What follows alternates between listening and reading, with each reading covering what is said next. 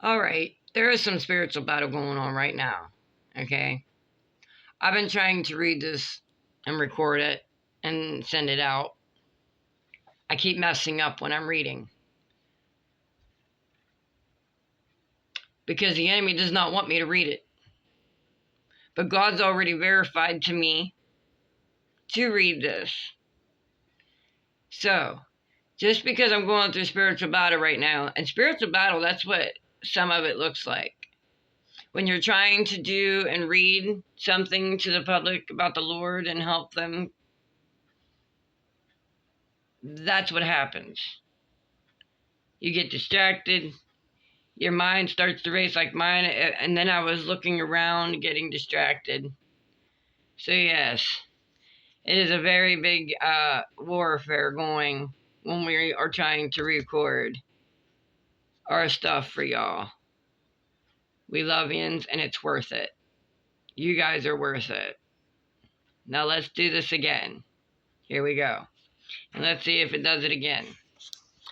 A blessing, not a burden. Perhaps all this talk about spiritual athleticism makes you tired. Isn't contemporary life demanding enough as it is? Aren't we already overextended, driven to distraction by overflowing schedules? Aren't spiritual disciplines just one more thing to add to our impossible long to-do list? On the contrary, the disciplines aren't something we pile on top of everything else. They are a way of approaching everything else that keeps us from being overwhelmed and veering off course. They offer an alternative to the weary, cluttered, and scattered lives so many of us are living. Let's look closely at the athletic imagery used in Hebrews to talk about spiritual discipline.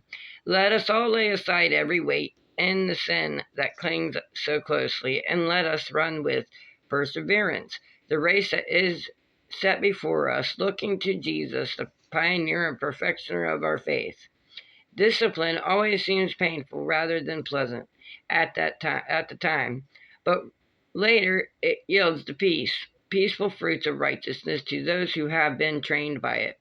Therefore, lift your drooping hands and strengthen your weak knees, and make straight paths for your feet, so that what a lame may not be put out of joint, but rather be healed.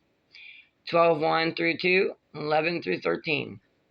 Notice first that discipline doesn't add to our encumbrance, it extracts us from them.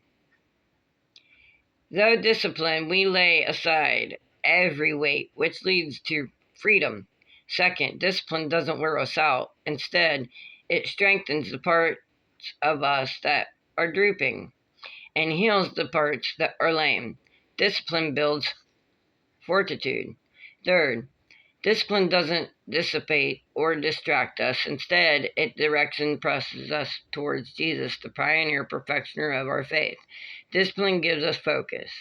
So, through discipline, may at first be painful rather than pleasant, ultimately, it rewards us with these three qualities: freedom, fortitude, and focus.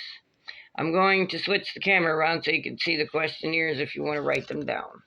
If they will nope, they're not going to let me, so I'm just going to keep doing I'm not used to this, so I'm still getting used to it. Pause and process. 1.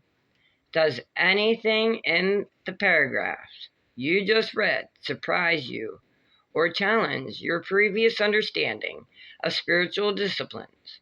If so, what? 2. The 10 disciplines you are about to explore are organized under the three qualities of freedom, fortitude, and focus. The three F's: freedom, fortitude, and focus. Describe an area in your life where you'd like freedom from something. Describe an area. 3. Describe an area of your life in which you need fortitude to take action to make a change. Fortitude is not a commonly used word these days. If it is unfamiliar to you, look it up in a dictionary. That's what it says. 4. Describe an area in which you need focus to keep you pointed in the right direction. And that is it for those questionnaires. And I will be recording another one here soon of looking ahead on turning your heart towards Jesus. Have a great day.